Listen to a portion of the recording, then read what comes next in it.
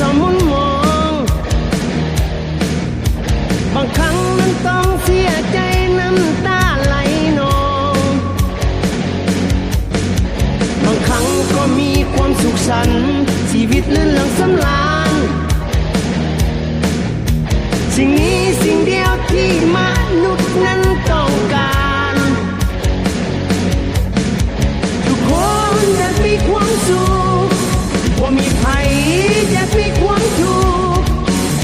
แต่คนเฮาเลือกว่าได้ผู้โชคให้สวรรค์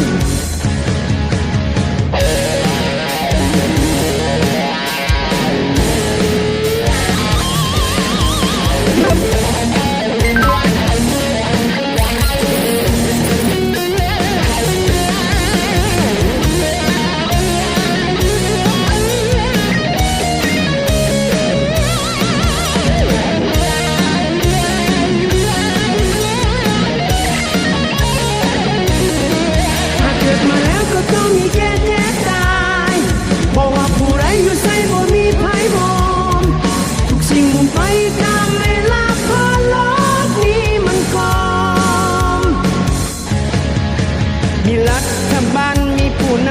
ำมีตำรวจทหาร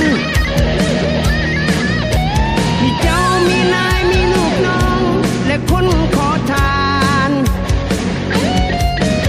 แต่ว่าผู้ใดก็ต้องอยู่ใต้กฎหมายผู้ใดก็หูถ้าไผทำผิดบ่ถือบางแท้ก็ต้องไปติดคุกบ่มีไผจะเลือกเกิดใดเกิดมาเธอเดียวก็ต้องสู้ทนเลื่อยไป